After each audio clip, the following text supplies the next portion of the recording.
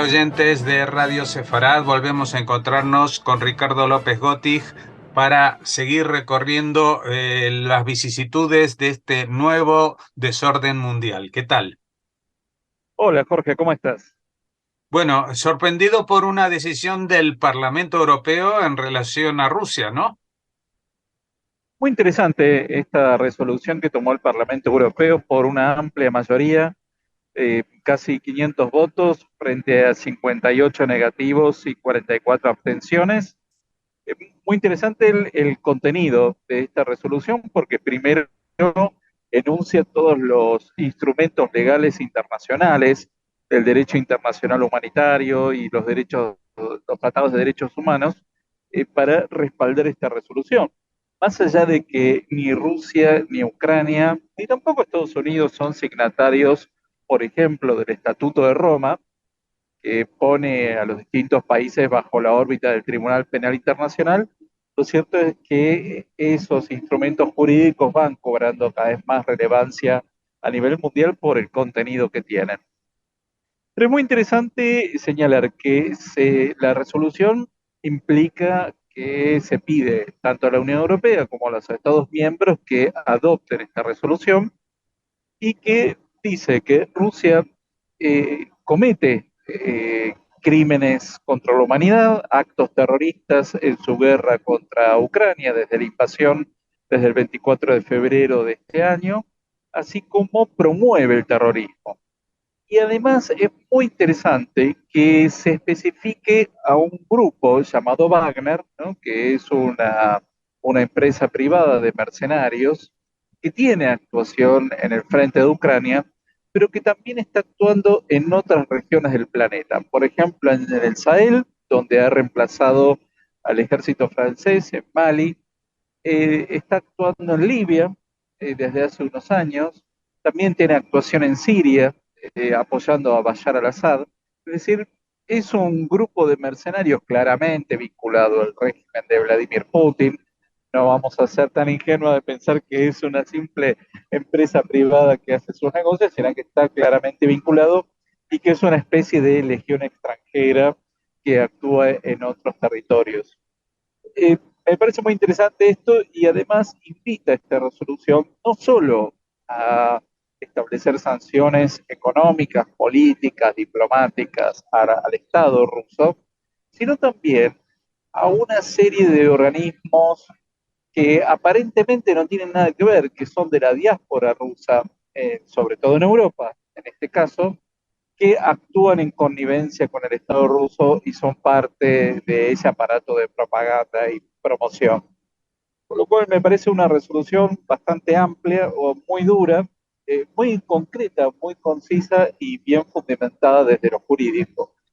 Más allá de que esto tiene una relevancia simbólica claramente, lo notable es que a partir de esa resolución inmediatamente eh, sobre el suelo ucraniano han caído varios misiles, es decir, no fue algo simple y pasajero, sino que para Rusia fue algo doloroso, claramente, que desde el punto de vista simbólico y desde la pérdida que está teniendo ante la opinión pública internacional, se pongan en manifiesto este tipo de resoluciones que tengamos en cuenta. Ya la guerra lleva 9 meses y no está viendo el hartazgo y el cansancio que Putin supone que va a haber en el mundo occidental, sino que sigue habiendo un claro apoyo y por eso esta resolución me parece que tiene mucha más importancia de la que en principio podríamos suponer.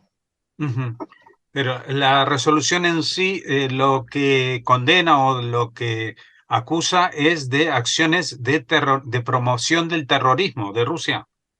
Sí, eh, hace un raconto bastante intenso, es una resolución bastante larga y hace un raconto, por ejemplo, cita las matanzas en Bucha, cita los bombardeos contra civiles, los ataques contra hospitales, contra lugares de sanidad, cita, por ejemplo, la adopción forzada de niños ucranianos en Rusia. decir que este es otro crimen aberrante.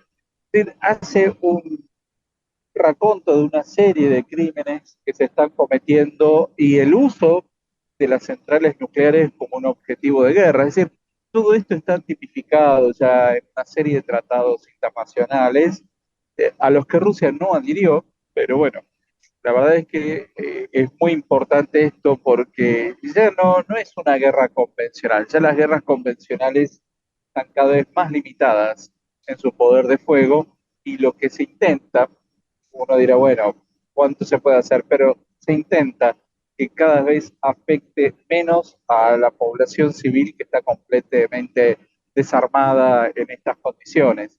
Y también en esta resolución se hace mención a las violaciones. Eh, las violaciones se han tipificado como un arma de guerra a partir del Tribunal de Arusha, después del genocidio en Ruanda. Esto quedó tipificado como un arma de guerra. En otras guerras se ha visto esto a nivel masivo, lamentablemente, pero a partir del Tribunal de Arusha esto quedó tipificado y también lo menciona expresamente esta resolución. Bueno, el problema va a ser si esto afecta o no afecta. Evidentemente a Rusia esto no parece afectarla en el plano internacional ahora mismo porque los que se han pronunciado son los que a los que se está enfrentando de alguna manera, los países que están apoyando a Ucrania, ¿no? Eh, Sí, ahora lo que se menciona también es el pedido de juicio a Putin frente a estos crímenes. Es decir, no se lo deja fuera, sino que se le incluye en el pedido de un juicio a nivel internacional por parte del Tribunal Penal Internacional, más allá de que, insisto, ni Ucrania ni Rusia son signatarios del Estatuto de Roma, me parece un buen llamado de atención. bueno, esperemos que aparte de la calidad como llamado a atención, sirva para eh, la detención, en este caso, de las acciones bélicas en la zona y que, bueno, a ver si en Rusia también tiene que encontrar un camino para retirarse o volver atrás en sus intenciones, porque evidentemente en el plano militar las últimas semanas no han sido nada positivas, pero resulta muy difícil imaginarse que más allá de algunos movimientos terrestres vayan a renunciar a lo que han logrado no en esta operación, pero sí en las precedentes del 2014, por ejemplo, lo de Crimea, ¿no? O sea que en algún momento se va a tener que negociar y tanto Ucrania como Rusia van a tener que ceder en algún aspecto, ¿no?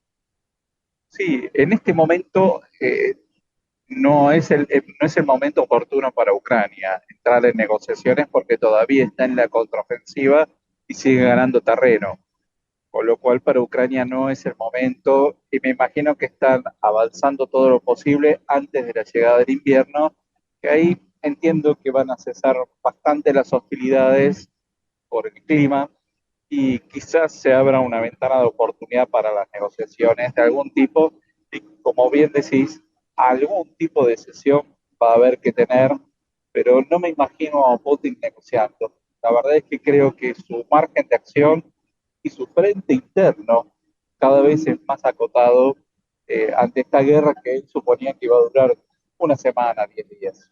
Ujú. Sí, no solamente se ha embarrado con el famoso barro ucraniano, sino que tampoco puede dar marcha atrás hacia su propio barro ruso, ¿no? Así es. Así que bueno, todavía está todo abierto y veremos si en el 2023 tendremos una posibilidad para la paz. Pues nada, muchas gracias Ricardo López Gótic por habernos actualizado la historia que estamos viviendo justamente en estos días con esta resolución del Parlamento Europeo y seguiremos en contacto. Hasta la próxima. Muchas gracias y como siempre un gran saludo a la audiencia de Radio Los Separados.